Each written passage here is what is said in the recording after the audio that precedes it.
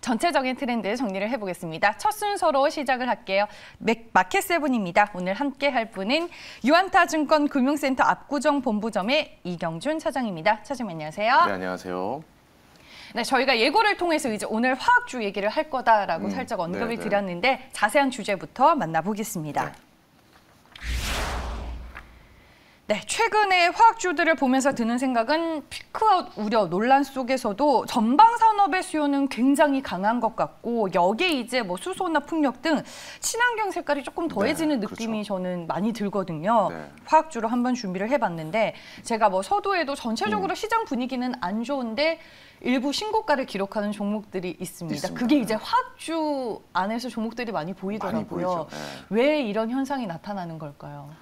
일단은 우리가 기본적으로 기업을 이해하고 투자하는 데 있어서 쉽게 100억을 버는 회사가 있습니다. 10년간 100억을 벌면 좋은 회사죠. 그러나 기대감이 있지는 않죠. 내년에도 100억 벌 건데 굳이 위로 살 필요가 없죠. 근데 10억을 벌다가 한 70억, 80억을 벌다가 200억을 벌면 기대가 커지죠. 올라가는 그렇죠. 속도가 200억을 벌다가 400억, 500억 벌 수도 있겠구나. 그러니까 그런 관점을 생각하시면 될 것 같아요. 기본의 화학 업종들은 항상 한 200억을 버는 회사들이었습니다. 그래서 뭐 좋을 때는 한 100, 250억, 안 좋을 때는 100억 이렇게 벌다가 새로운 산업들이 붙죠. 뭐 전기차라든지 전혀 없었던 산업이죠. 수소도 마찬가지입니다. 전혀 없었던 산업이니까 그런 것들이 붙게 되면 사실은 이 시장이 얼마나 커질지 모르니 200억 벌던 회사가 500억을 벌 수 있겠다라는 기대감이 생기죠. 그래서 화학 섹터를 보실 때는 가장 중요한 게 우리가 이제 P라고 표현을 하는데 그 가격, 이 회사가 팔고 있는 마진이라고 하기도 합니다. 그래서 마진이나 그 제품 가격이 올라가냐 안 올라가냐 보고 판단하시는 게 좋아요. 그래서 그 가격 이후에 어닝이라고 하죠. 보통 이익이 얼마가 붙는 부분인데 중요한 것은 가격이 꺾이게 되면 이익치가 많이 나와도 쉽게 제가 100만 원 월급을 받다가 300만 원, 400만 원 벌면 많이 벌죠. 근데 500 정도로 벌게 되면 올라가는 폭이 줄어들잖아요. 그럼 기대감은 좀 약해지거든요. 그럼 700, 800 더 이상 못 벌겠구나. 똑같은 논리이기 때문에 얼마나 많이 버냐가 중요하지 않습니다. 즉 가격이 얼마나 올라가냐가 중요하기 때문에 그걸 가지고 판단하시면 가장 편할 것 같아요. 좀 길게 말씀을 드렸고요. 일단 공급단에서 보면 몇 가지 변수들이 있었죠. 일단 코로나가 2년간 나오게 되면서 영세한 업체들은 부도난 회사들이 굉장히 많습니다. 뭐 국내도 사실은 영세한 기본 영세한 그 식음료나 이런 업종들은 굉장히 어렵죠. 중국도 마찬가지고 화학 제품 많은 제품들이 중국에서 많이 만들어지는데 영세한 회사들 같은 경우는 어려웠었고 또 환경 규제가 중국이 생각보다 굉장히 강하죠. 그러다 보니까 나중에도 다룰 내용들인데 그런 부분에서 뭐 화학 섹터, 철강 섹터들에 대한 부분들이 공급되는 물량들이 줄을 수밖에 없었고요. 또 미국에서는 계절적으로 9월에서 10월 정도 이제 허리케인이 이제 들어오기 시작을 하게 됩니다. 그래서 그런 부분에서도 당연히 공장이 중단이 될 수밖에 없는 요소들이 있고요. 그리고 이제 델타 바이러스가 지속이 되면 예를 들어서 뭐 말레이시아나 이런 쪽에도 큰 이제 화학 공장이 있는데 그런 쪽에서 공장이 일정 기간 중단이 되는 거죠. 워낙 심하기 때문에 그런 것들 때문에 공급단에서 물량들이 많이 줄었고요. 반면에 수요단에서 보게 되면 일단 가격은 유가도 올라갔죠. 그리고 여러 가지 요즘에 보시면 원자재들, 비철금속 가격 다 올라갔죠. 그러니까 그런 것들이 가격에 정가가 되기 시작을 했고요. 아까 말씀드린 새로운 섹터들, 그런 산업들이 열리게 되면서 뭐 전기차라든지 이런 것들이 생기게 되면서 거기에 들어가는 희소 금속 같은 것들이나 물질들은 가격이 많이 올랐습니다. 맞아요. 화학 같은 경우 제품들도 많이 올랐고요. 가장 대표적인 게 이제 전액에 들어가는 LiPF6라고 하는 첨가제인데 거의 2배 이상, 110% 정도 전년 동기 대비 상승한 부분들이 있기 때문에 이거 이제 후성이 하는 그런 거죠. 쪽이죠. 뭐 요즘에 캠트로스도 한다는 회사들도 있고 많은 회사들이 한다라고 하는데 기본적으로 다 화학 관련된 것들이거든요. 그런 것들이 오르다 보니까 아까 말씀드린 것처럼 그 가격이라고 하는 것들이 일정 부분 항상 벌든 회사가 새로운 산업에 진출하면서 확 올라가게 되니 이제 200억 벌던 회사가 300억, 400억, 500억 크게 벌 수 있겠다는 생각이 된 거죠. 그러다 보니까 화학을 화학으로 보지 않고 화학에 이런 새로운 성장 동력이 들어가면서 성장주로 보게 되니 투자자들이 주가가 올라가도 더 강하게 매수하게 되는 거 아닌가 생각을 하고 있습니다. 화학주의 색깔이 좀 달라지고 있다라고 네네. 한마디로 요약을 해볼 수 있을 것 같습니다. 거기에 이제 친환경 색깔이 더해지고 그렇죠. 있는데 네. 뭐 전기차, 수소, 탄소 중립 등등이 신성장 동력으로 이제 플러스가 되면서 이쪽 프레임이 붙고 있습니다. 네. 그러면 이에 따른 모멘텀이 지금 상당히 크게 작용을 그렇죠. 하고 있는 네네. 거예요. 항상 새로운 종목들을 찾기 네. 원하죠. 예전에는 뭐 포스코 케미칼 같은 내화물이라고 하는 화학물을 하다가 이제는 2차 전지 대표적인 소재 업체가 네. 됐죠. 동화기업도 이제 마루도 사실 기본적으로 화학 관련된 것들이 들어가거든요. 새로운 회사를 변모하는 과정에 있고요. 최근에 보시면 주초까지만 보시더라도 첨가제라는 것들이 많이 올랐어요. 그러니까 네. 기본 물질이 들어가고 거기에 들어가는 것들인데 예를 들어서 2차 전지 응급제에 들어가는 실리콘 첨가제 아니면 전해 액에 들어가는 이제 전해 첨가제 이런 첨가제들도 화학 물질인데 그런 것들이 이제 가격이 올라가고 쇼티지가 나고 워낙 이제 조금씩 들어갔던 건데 다만 2차 전지가 기술 개발이 계속 되다 보면 더 이제 좋은 첨가제들이 들어가겠죠. 자동차도 저희가 첨가제들을 막 넣으면서 네. 흥정하는 것처럼 같은 개념입니다. 그래서 성장성이 부여가 된 거고요. 마찬가지로 이제 수소 경제 같은 경우도 이번 주 이미 지났지만 수소 관련된 많은 생태계들이 형성이 되고 글로벌 국가들이 동참하고 있고 국내 10대 기업이 동참하고 있습니다. 그러다 보니까 수소 관련이 형태돼도 이제 제2의 전기차 그 이상으로 갈 수 있다는 기대감이 커지고 있고 마지막으로 중국이 이제 탄소 중립 관련돼서 규제를 하다 보니까 여러 가지 공장들이 환경 규제 오염 부분 때문에 가동을 못하게 되고 또 그러다 보니까 그 관련돼서 공급량이 축적되고 이제 가격이 올라가면 회사의 마진이 좋아지는 형태. 그래서 이 새로운 시장이 열리면서 이 P라고 하는 공급이 감소되면 가격이 올라갈 수 있는 요소들이 좀 많이 생긴 거죠. 그러다 보니까 이런 부분들에서 주가가 200억 버는 회사가 400억 벌 수 있다. 그런 개념으로 좀 접근하시면 될 것 같습니다. 그럼 이런 친환경 프레임이 더해지고 있는 대표적인 화학주들 최근에 뭐 롯데종밀화학, 롯데케미칼, 그렇죠. 효성첨단 소재 등등이 있죠. 되겠죠. 네네네. 그렇군요. 언급하시는 것들이 많습니다. 알겠습니다. 중국의 환경 규제 얘기를 해주셨으니까 이 때문일까요? 최근에 석탄 가격이 굉장히 또 강해지고 있다고 하고 보고서를 보니까 에폭시 수지의 견고한 전방 수요 등에 따라서 좀 긍정적인 코멘트들이 많던데 화학 업황과 시황의 전체적인 지금 동향은 그럼 어때요, 차장님? 네. 범용과 이제 특수한 화학을 좀 나눠주시면 좋을 것 같아요. 네. 범용이라고 하면 쉽게 우리가 식료품으로 보면 쌀 같은 거죠. 쌀은 사실 부족한 경우가 많지는 않죠. 기본적인 범용 제품들을 생산하고 있는 회사들은 아주 우리가 알고 있는 큰 회사들입니다. LG화학이라든지 SK이노베이션이라든지 뭐 롯데케미칼, 대한중화, S오일 등등이 있고 미국에서도 뭐 엑스모빌이라든지 뭐 쉐브론 같은 회사들도 있고 뭐 말레이시아 그다음에 뭐 대만 포모사 등 너무나 큰 업체들이 많아요. 그런 회사들은 코로나 때 문제가 없었죠. 그러니까 부도 날 정도의 환경에 가지 않았습니다.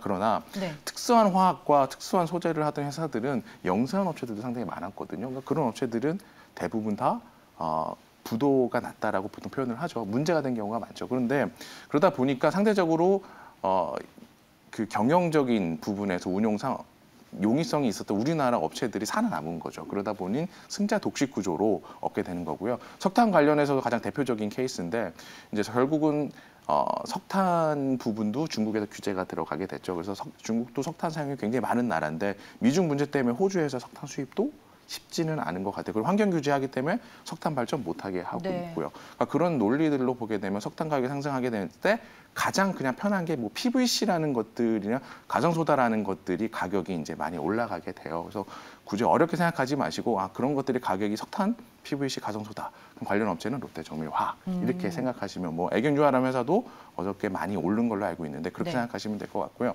에폭시 수지라는 거는 아주 가볍고 그다음에 물이나 기후 변화에 덜 예민하죠. 그리고 단단한 부분, 그러니까 접착제 역할을 동시에 하기 때문에 뭉쳐졌을 때 단단한 역할을 하는데 나중에 좀 더 말씀드리겠지만 뭐 수소 탱크라든지 항공기 어떤 기체물 같은 것들 그런 것들에 쓰이는 장점들이 있어요. 그래서 그런 부분들도 전반 산업이라고 할 수 있는 기본적으로 이제 저희가 에폭시로 뭐 바닥에다 코팅도 하고 뭐 방수 처리, 페인팅도 하고 그런 것들이 다 들어가게 되거든요. 그러니까 조선, 그죠? 그다음에 건설, 그다음에 토목에도 다 들어가게 되는 것들인데 그런 전방 산업도 좋고 아까 말씀드린 특수한 전기나 수소차 같은 부분에도 쓰이다 보니까 가격이 전년 대비해서 90% 상승이 된 거죠. 그러니 관련하고 있는 국도화학 같은 회사가 좋아질 수밖에 없었던 이유가 아닐까 생각을 하고 있습니다. 석탄 가격 강세로 약간 PVC, 가성소다 네. 쪽이 영향을 받는데 여기에 이제 수혜를 예상해 볼 수 있는 대표적인 화학 기업은 롯데정밀화학, 뭐 하나솔루션, 애경유화, 뭐 애경유화 그쵸. 등등이 있다라고 말씀해 주셨고 네, 네. 에폭시 수지 쪽으로는 그러면 국도화학이 가장 대표적이군요. 네, 네. 알겠습니다. 지금 화학 업황은 우리가 또 어떻게 돌아가고 있는지 한번 정리를 해봤습니다. 그리고 이제 저희가 좀 종목으로 들어가서 자세한 얘기를 들어봐야 될 것 같은데 네. 많은 분들이 롯데정밀화학 얘기를 해주셨지만 저는 네, 네. 효성화학으로 예, 예. 골라봤습니다. 롯데정밀화학은 좀 너무 많이 올라가지고 올랐죠. 제가 좀 덜 오른 종목을 찾다 보니까 효성화학을 넣었는데 효성화학 같은 경우에는 지금 NF3 증설에 대한 모멘텀도 있고 기업 네. 가치가 좀 재평가되는 구간인지 궁금하네요. 아까 말씀하셨지만 네. PVC라는 것들이 가격이 올랐다고 했죠. 네.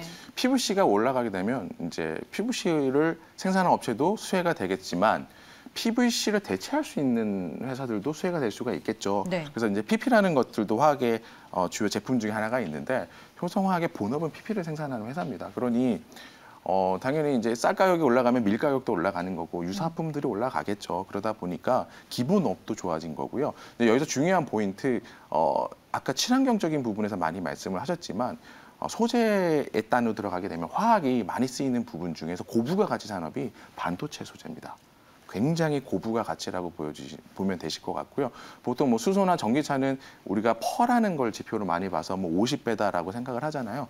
반도체 소재도 충분히 뭐 30배, 뭐 OLED 소재 같은 경우는 40배 정도도 받기 때문에 기업의 기대감을, 그러니까 즉 돈을 많이 벌 수 있다라는 기본적인 기대감을 줄 수 있는데 그 NF3라고 하는 이제 그러니까 그 증착 공정에 쓰이는 세정제에 많이 쓰이는 그 소재죠. 그거를 투자하겠다라고 하기 때문에 기본 화학 업체에서 반도체 소재가 플러스 되네. 그러면 펄을 10배 받던 회사가 30배를 하니 그럼 대략 20배 정도는 가도 되겠다라는 생각이 되겠죠. 그래서 롯데정밀화학도 주가가 우상향하고 있지만 효성화학도 같은 개념에서 우상향하고 있다고 좀 생각하시면 편하실 것 같습니다. 일단 NF3와 관련된 모멘텀이 존재하고 또 효성화학이다 보니까 효성그룹의 수소 경제 비전에 그럼요. 또 같이 갈 수 있는 부분도 네, 존재하겠네요. 오늘 아주 주제에 큰 맞게. 부분 중에 하나라고 생각합니다. 그러면 네. 효성화학은 차장님이 보시기에도 업사이드는 네, 그러니까 가능해 보이나요? 일단 가장 네. 기본은 화학의 기본은 가격이 빠지냐 안 빠지냐 보시면 네. 좋을 것 같아서 기본 가격 추세 좀 보시면 될 것 같고요. 사실 NF3도 가격이 나오긴 하는데 그거보다는 NF3는 되기만 하면 사실은 고객사의 퀄이라고 하는데 네. 기술 통과를 하게 되면 새로운 부분이 들어갈 수가 있기 때문에 좀 편하게 보셔도 될 것 같고요. 다만 유사한 업체들이 주가가 이제 속된 말로 꺾인다라고 표현을 하거든요. 네네. 그럼 같이 움직일 수 있는 확률이 있겠죠. 그러니까 그런 건 좀 조심하셔야 되지 않을까 생각하고 있습니다. 알겠습니다. 효성화학 저희가 첫 번째 네. 종목으로 분석을 해봤고요. 다음은 화학 중소형주 내에서 코오롱 인더를 보도록 하겠습니다. 뭐 코오롱 인더 하면 가장 많이 들으시는 게 타이어 코드, 뭐 네. 아라이미드, 네, 네, 뭐 네. 이쪽이기는 한데 네. 여기에도 이제 또 수소 연료전지 모멘텀까지 그렇죠. 있기는 하더라고요. 현재 시장에서는 또 어떤 시각으로 보고 있나요? 네, 지금 말씀드리는 회사들이 다 이제 핫한 회사들이죠. 그리고 네. 다 기본 메커니즘은 다 똑같은 회사들입니다. 기본업이 좋고 플러스 알파로 신규 사업이 붙는데 그 산업에 대한 기대가 굉장히 큰 상황이죠. 코오롱 인더도 기본적으로 타이어 코드 2위 업체고 1위, 2위 업체가 다 국내 회사죠. 효성 첨단 소재가 1위로 알고 있습니다. 그래서 네. 이 회사들이 가격 결정권을 가지고 있죠. 왜냐하면 상위 회사가 70%의 점유를 하고 있다라 그러면 당연히 뭐 반도체도 삼성전자, 하이닉스가 그렇게 가격 결정권을 가지고 있는 것처럼 가격 결정권을 가지고 있어서 가격이 굉장히 좋은 상태가 유지가 되고 있고요. 죄송합니다. 이 회사가 하는 것들이 멤브레인이라는 게 있어요. 잘 이해 안 되실 수 있는데 예전에 고어텍스라는 브랜드 보시면 그 옷 브랜드였죠. 그래 보면 소재인데 결국에는 바람은 잘 통하고 땀은 뭐 이제 물을 막아주고 그래서 보통 비커 컵에다가 물 넣고 선풍기 바람을 쐬면 선풍기 바람이 막 들어간다든지 이런 형태였거든요. 네. 똑같은 원리라고 보시면 될 것 같아요. 결국은 수소라는 것들이 외부 환경이 굉장히 조심스러워야 되잖아요. 그래서 물이라든지 이런 것들은 다 막아줘야 되고 안에서 이제 온도 조절을 잘 하게 해줘야 되고 그러려면 그런 소재, 그러니까 고어텍스와 비슷한 소재, 멤브레인이라고 하는데 그 소재를 잘 만들어야 될 필요가 있습니다. 그래서 현재까지는 전량 외국에서 기업명 언급해도 될지 모르겠어요. 3M이라는 회사 뭐 보통 많이 생각하고 있죠. 예, 그 유명하죠. 회사들이 많이 네. 이제 하고 있었는데 이제 국산화를 해야죠. 왜냐하면 수소 생태계를 한국이 이제 리딩하고 있기 때문에 그래서 그런 부분에서 기존의 기존의 업도 좋고 거기에 대한 수소에 관련해서 아주 중요한 역할을 하는 뭐 멤브레인 관련 소재를 통해서 할 수 있는 부분들이 많기 때문에 네, 그렇게 보셔서 좋게 보고 있는 상황이죠. 멤브레인은 상하프론테크도 네, 유사 거도 있죠. 그래서 분리막에 보통 많이 들어가게 되는데 몇 개의 회사들이 잘하는 회사들이 우리나라가 있어요. 기술력이 상당히 좋았는데 예전에 네. 한 두세 개 정도 됐었는데 지금도 굉장히 잘하고 있는 기술적으로는 아주 그냥 최상위권이라고 보시면 좋을 것 같아요. 네, 코롱 인더는 최근에 주가가 좀 많이 올라가지고 네. 그냥 기존에 들고 계신 분들께서는 그냥 조금 더 네, 네, 홀딩해도 괜찮은 타이밍.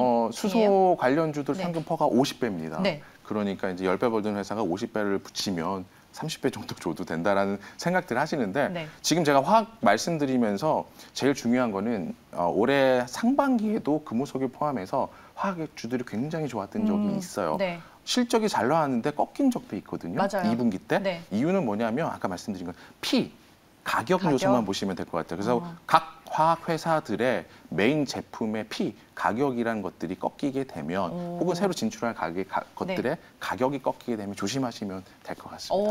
어떤 지표를 보고 이제 대응 전략을 짜야 할지 아주 꿀팁을 네. 주셨습니다. 저희가 오늘은 친환경 색깔이 더해지고 있는 화학주라는 주제로 얘기를 들어보고 있는데 네. 앞에 뭐 효성화학이나 코오롱 인더는 제가 여쭤보고 싶어서 네, 고른 네, 네. 종목이고 이제 차장님이 종목을 들어봐야 될 것 같아요. 화학주 내에서 실적과 성장성을 이제 좀 높게 평가해 볼 만한 탑픽 종목은 뭐가 있을까요? 이게 많이 올랐어요. 그래서 네, 맞아요. 그렇긴 했는데 네. 최근 조금 늦게 올랐지만 성장성이 좋을 것들이 무엇일까 고민을 하다가 국도화학이라고 잠깐 언급했었던 네. 에폭시 관련주를 좀 제가 가지고 나왔습니다. 국내 에폭시 시장 점유율 1위고요. 그래서 항상 주식을 보시면 1위와 2위는 차이가 있죠. 그래서 1위는 올라가도 먼저 올라가고 주가가 꺾일 때도 조금 더 늦게 꺾이기 때문에 1위를 했을 때 중요한 부분은 매도할 때 조금 더 그러니까 좀 편안하게 매도할 수 있다. 그래서 2위 같은 경우가 보통 많이 꺾이게 되거든요. 그래서 그런 부분들 때문에 1위 업체를 좀 선호하는 부분이고요. 이 에폭시 수지가 어디 들어가는지는 아까 제가 간략하게 말씀드렸습니다. 그리고 기본적으로 이제 미국과 중국이 SOC 투자라고 하는 인프라 투자를 많이 하고 있죠. 그러면 아까 토목 관련된 말씀을 했었기 때문에 업 자체는 뭐 굉장히 좋은 상황이다라고 좀 말씀을 드리고 있고요. 글로벌 1위 회사가 있어요. 동사는 이제 국내 1위 회사고 올린이라는 회사가 있는데 2분기 실적이 끝나고 나서 다음 전망을 하게 되면서 기본적인 이제 뭐 에비타 마진이라고 하는데 쉽게 그냥 이 회사가 몇 프로 돈을 버냐라고 했을 때 한 20%에서 30% 정도 3분기는 늘어날 것 같다는 표현을 했거든요. 네. 근데 국내 1위 회사고 글로벌한 회사이기 때문에 국도화학도 유사하지 않을까 생각을 하고 있는데 2분기 영업이익률 찾아봤더니 19%더라고요. 그럼 비슷하지 않을까? 그러면 그런 부분에서 아직은 실적에 대한 기대감도 굉장히 좋지 않을까 생각을 하고 있고요. 네. 새로운 성장 산업을 붙여야 결국은 기대감이 커지게 되는데 우리 회사 같은 경우에는 이제 기본적으로 풍력 타워에 많이 그러니까 풍력 타워를 보시면 대관령이나 제주도 같은 데 보시면 이렇게 프로펠러 같은 것들이 있죠. 선풍기 프로펠러 같은 것들이 그러니까 그거를 만들기 위해서는 25% 정도를 이 에폭시 수지가 들어가야 돼요. 그러니까 아까 제가 항공기라든지 수소 탱크라든지 이런 데 들어가야 된다고 말씀드렸는데 전 세계 1위, 2위 베스타스나 지멘스라는 회사가 있죠. 거기를 모두 고객사로 가지고 있습니다. 그래서 친환경 관련돼서 풍력이라든지 수소단에서 우리 회사가 할 수 있는 역할이 굉장히 많아질 것 같습니다. 죄송합니다. 네. 국도화학이죠. 자꾸 제가 표현을 좀 애매하게 해서 네. 그래서 국도화학은 성장성에 대한 부분에서도 확실한 니즈 마켓을 가지고 있고 국내 1위 사업자에서 아까 말씀드린 기본적인 자꾸 말씀을 드립니다. 가격이 좋아지고 있기 때문에 관심 가지고 보시면 마지막 하나만 더 말씀드리겠습니다. 유상증자와 무상증자 끝났어요. 그리고 그 물량들이 다 상장이 됐기 때문에 물량 부담 없습니다. 네, 알겠습니다. 이상입니다. 캐파를 늘리기 위해서 유상증자까지 단행을 했고 많이 오르긴 했는데 업사이드 어느 정도로 더 보세요? 국도화학. 요것만 듣고 끝낼게요. 시총이 어제 기준으로 7,992억 원이었네요. 저는 뭐 좋은 보는데요. 네. 아까 말씀드린 것처럼 그 피가 움직이게 되면 상관없이 다 움직이더라고요. 그래서 조심하셔야 될 건 항상 피고, 그게 아니라 그러면 사실은 성장성이 어디까지 갈지 모르죠. 네. 뭐 그러다 보니까 뭐 조가 될지 그 이상이 될지는 알 수 없을 것 같습니다. 네, 알겠습니다. 오늘 저희가 화학주 토픽 종목 국도화학까지 만나봤습니다. 지금까지 유한타증권 금융센터 압구정본부점의 이경준 차장과 함께했습니다. 고맙습니다. 네, 감사합니다.